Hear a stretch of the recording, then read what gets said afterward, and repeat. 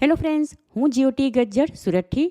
આજે હું તમારી સાથે સુરતમાં ખત્રી સમાજમાં લગ્ન પ્રસંગે બનાવવામાં આવતું બટાકાનું રસાવાળું શાક કેવી રીતે બનાવવું એની રેસીપી શેર કરીશ. લગ્ન પ્રસંગોમાં બટાકાનું મસાલેદાર ટેસ્ટફુલ રસાવાળું શાક, લોચા પૂરી અને કચુંબર હોય. બટાકાના શાકમાં અહીં સુરતમાં ફેમસ ગાંધી ચીબાવાલાનો સ્પેશિયલ ગરમ મસાલો નાખવામાં આવે, જેથી કરીને આ શાક ખાવામાં બહુ જ ટેસ્ટી લાગે. હું આ શાક માટે સ્પેશિયલ મસાલો પણ ઘરે જ બનાવીશ, માટે બહાર લેવા ન જવું પડે. તો ચાલો આ મજેદાર રેસીપી શરૂ કરીએ. સૌથી પહેલાં લોચા પૂરી માટે લોટ બાંધી લઈએ. એના માટે એક પહોળા વાસણમાં 2 કપ ભરીને રોટલી બનાવીએ એ ઘઉંનો ઝીણો લોટ લીધો. એમાં 2 ટેબલસ્પૂન ઘઉંનો જાડો લોટ ઉમેરીશું. તમારી પાસે આ લોટ ન હોય તો એના બદલે ઝીણો રવો લઈ શકાય. સ્વાદ પ્રમાણે એમાં 1 ટીસ્પૂન મીઠું અને મોણ માટે 1 ટેબલસ્પૂન તેલ ઉમેરીને લોટ સાથે બધું સારી રીતે મિક્સ કરી લઈએ. હવે લોટ બાંધવા 1 કપ પાણી લીધું, એમાં થોડું થોડું ઉમેરીને મિક્સ કરીશું. અને ભાખરી બનાવવા માટે જેવો મીડિયમ કઠણ લોટ બાંધીએ, બિલકુલ એવો જ લોચા પૂરી માટે લોટ બાંધી લઈએ. લોટ બાંધી લીધો તો હવે એની ઉપર તેલવાળો હાથ ફેરવીને ગોળ કરી લઈએ. ત્યાર પછી હમણાં બાકીની તૈયારી કરીએ ત્યાં સુધી લોટને ઢાંકીને સાઈડમાં રાખીશું, એટલે સારી રીતે પલળીને સેટ થઈ જાય.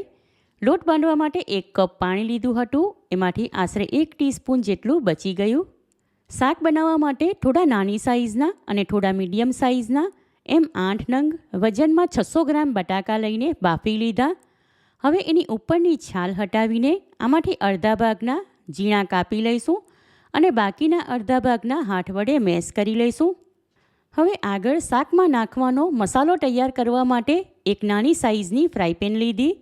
એમાં 2 ઇંચ તજના ટુકડા, 6 નંગ કાળા મરી, 1 નંગ નાની ગ્રીન ઇલાયચી, 5 લવિંગ અને 1/2 ટીસ્પૂન જેટલા મેથીના દાણા લઈને આ બધું હલકું અમસ્તું શેકી લઈએ. 1 થી 2 મિનિટ માટે આ બધું કન્ટિન્યુ હલાવતા રહીને શેકી લીધું. હવે ગેસ ફ્લેમ ઓફ કરી દઈશું. ત્યાર પછી એમાં 1 ટેબલસ્પૂન મગજતરીના બી ઉમેરીને મિક્સ કરીશું. હમણાં આ ફ્રાય પેન ગરમ છે, માટે મગજતરીના બી પણ એમાં હલકા અમસ્તા શેકાઈ જશે. આશરે 2 થી 3 મિનિટ થઈ એટલે શેકેલા મસાલા ઠંડા થઈ ગયા. એમાંથી ગ્રીન ઇલાયચીના દાણા કાઢી લઈશું અને તજની હાથ વડે નાની ટુકડી કરી લઈએ. હવે આ મસાલા એક નાની સાઇઝના મિક્સર જારમાં લઈને વાટી લઈએ. વાટેલા મસાલામાં 1/2 ટીસ્પૂન જેટલા સફેદ તલ ઉમેરીને થોડી સેકન્ડ માટે એને ફેરવી લઈએ. શાકમાં નાખવા માટે મસાલો રેડી છે. હવે આગળ શાક બનાવવા માટે એક કઢાઈ લઈને સ્ટવ ઉપર ગરમ કરવા મૂકી દીધી. ત્યાં ગેસ ફ્લેમ લો ટુ મીડિયમની વચ્ચે રાખીને કઢાઈમાં 4 ટેબલસ્પૂન તેલ નાખીશું. તેલ ગરમ થાય એટલે એમાં 1 ટીસ્પૂન રાઈ ઉમેરીશું.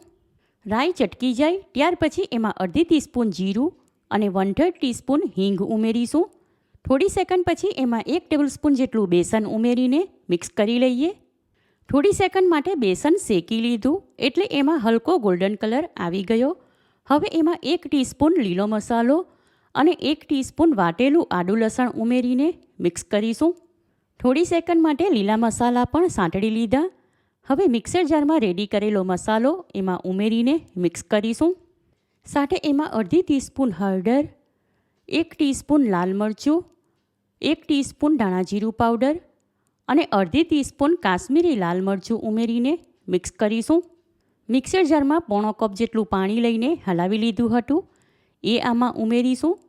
સ્વાદ પ્રમાણે એમાં 1 ટીસ્પૂન મીઠું નાખીને અડધા ભાગના બટાકા નાની ટુકડીમાં કાપી લીધા હતા, એ ઉમેરીશું.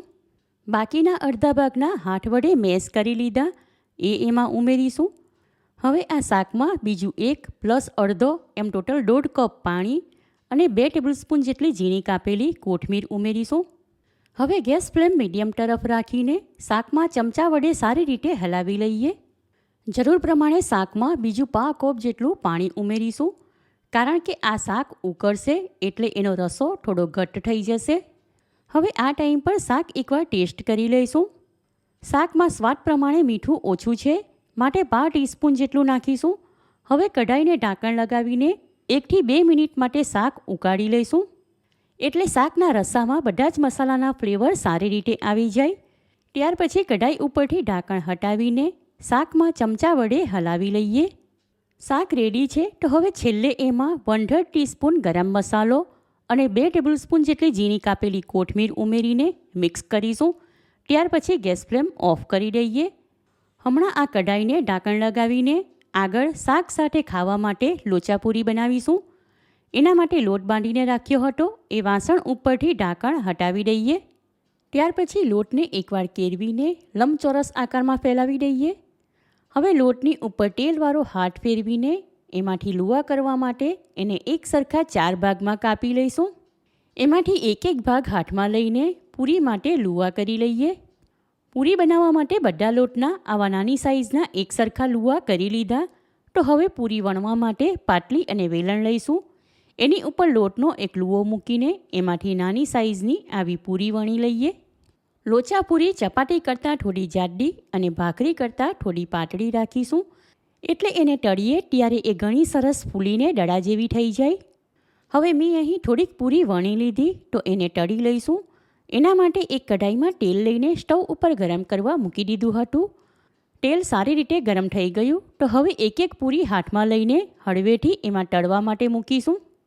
પૂરી ફૂલે ત્યાર પછી એને પલટાવી લઈશું. તમે જોઈ શકો છો દરેક પૂરીની ઉપર હલકો ગોલ્ડન કલર આવી ગયો. આ જ પ્રમાણે બીજી સાઈડે પણ હલકો ગોલ્ડન કલર આવે ત્યાં સુધી પૂરીને તળી લઈએ એટલે એ ખાવામાં કાચી ન લાગે. ત્યાર પછી એને જારી વડે તેલમાંથી લઈને ટીશ્યુ પેપરની ઉપર રાખીશું. શાક અને પૂરી તૈયાર છે. હવે આગળ કચુંબર માટે એક મીડિયમ સાઇઝના કાંદાની છાલ ઉતારીને કાપી લીધો અને એ જ પ્રમાણે એક મીડિયમ સાઇઝનું ટામેટું વચ્ચેનો પાણીવાળો ભાગ હટાવીને કાપી લીધું.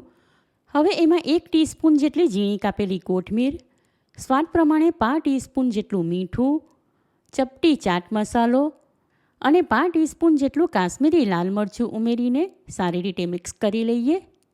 બટાકાનું સુપર ટેસ્ટી રસાવાળું શાક, ગરમા ગરમ ફૂલેલી દડા જેવી પૂરી અને સલાડ તેમજ શાકમાં ઉપરથી લીંબુનો રસ નાખવા માટે લીંબુની ચીરી લઈશું.